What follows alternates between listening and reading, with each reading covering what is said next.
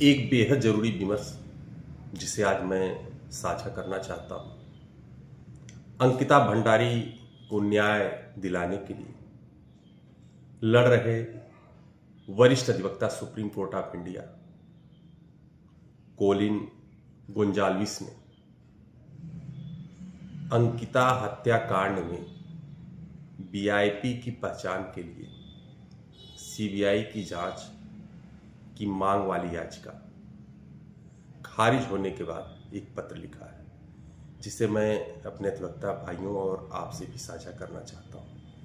Advocate Colin ने अपने पत्र की शुरुआत में लिखा है कि मुझे खेद है अंकिता, मुझे खेद है अंकिता, आपकी हत्या की सीबीआई जांच की मांग करने वाले सुप्रीम कोर्ट में आपके मामले का निपटारा कर दिया गया और हम अभी तक मुख्य अपराधी को पकड़ने में कामयाब नहीं हुए। मुझे खेद है सोनी देवी, आपकी प्यारी बेटी की हत्या के लिए एक वीआईपी ने होटल में काम करने वाली एक छोटी लड़की अंकिता से विशेष सेवाएं मांगी। उसके इनकार के कारण उसकी निर्मम हत्या हो गई। मुझे इस बात का दुख है कि हमारी पुलिस बल राजनेताओं के सामने इतनी झुक गई है कि वे किसी भी अपराध को छुपाने के लिए तत्पर हो जाती है। मुझे लगता है कि सुप्रीम कोर्ट द्वारा इन बिंदुओं को नज़रअंदाज नहीं करना चाहिए था, इन बिंदुओं पर विचार करना चाहिए था।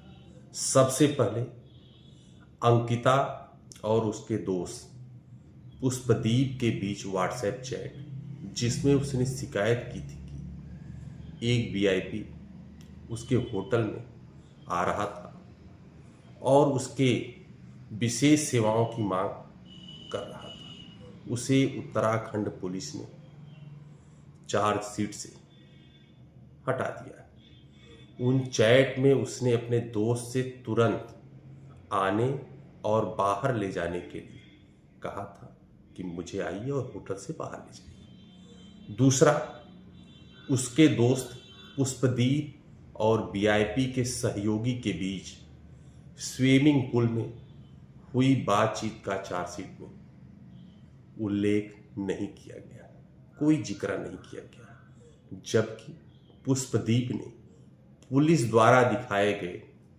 फोटो के आधार पर उस सहयोगी की पहचान की थी।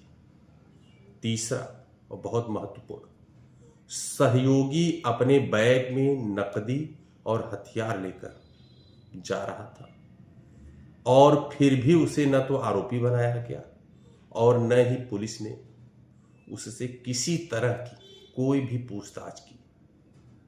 चौथा, होटल कर्मी अभिनव का यह बयान कि अंकिता को जबरन बाहर निकालकर हत्या करने से पहले वह अपने कमरे में रो रही थी, चार्जशीट में इसका उल्लेख बिल्कुल नहीं किया गया। पांचवा, जिस कमरे में अंकिता रुकी थी उसकी प्रयोगशाला की फॉरेंसिक रिपोर्ट को कभी भी चार्जशीट में संलग्न नहीं किया गया। छठा, अपराध स्थल यानी जिस कमरे में वह रुकी थी उसे स्थानीय विधायक और मुख्यमंत्री के आदेश पर तुरंत ध्वस्त कर दिया गया। सातवां, वीआईपी से बातचीत कर रहे होटल के कर्मचारियों का मोबाइल फोन कभी भी जब्त नहीं किया गया। आठवां, होटल का सीसीटीवी फुटेज जिससे वीआईपी और उनके साथियों की पहचान स्पष्ट रूप से पता चलती, कभी भी इस सुविधाजनक बहाने से पेश नहीं किया गया कि कैमरे काम नहीं कर रहे थे। 9वां, जिन गवाहों ने गवाही दी कि अंकिता अपनी मौत से पहले काफी परेशान थी, उनकी कभी ठीक से जांच ही नहीं की गई। 10वां, उत्तराखंड पुलिस द्वारा दिया गया बयान की कॉल डिटेल रिकॉर्ड की जांच की गई थी और कुछ भी अप्रिय नहीं दिखाया गया था, भ्रामक था, क्योंकि रिकॉर्ड केवल मृतक की चैट के संबंध में था, होटल कर्मचारियों के बारे में नहीं था। अंत में एक आरोपी के साथ मोटरसाइकिल पर पीछे बैठी अंकिता को दिखाने वाले वीडियो का अभियोजन पक्ष द्वारा गलत उल्लेख किया गया था, जो यह दर्शाता है कि उसकी हत्या और नहर में शव फेंकने से पहले वह किसी भी तरह की परेशानी में नहीं दिख रही थी।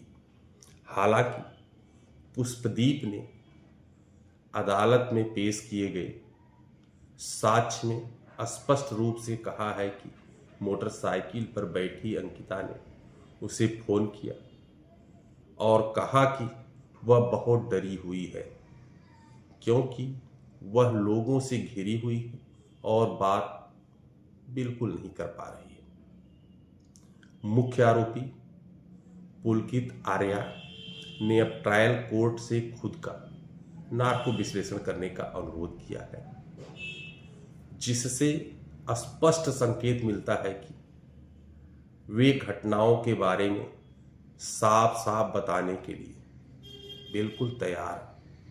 लेकिन ट्रायल कोर्ट ने आवेदन को खारिज करके समय से पहले ही मामले को खत्म कर दिया।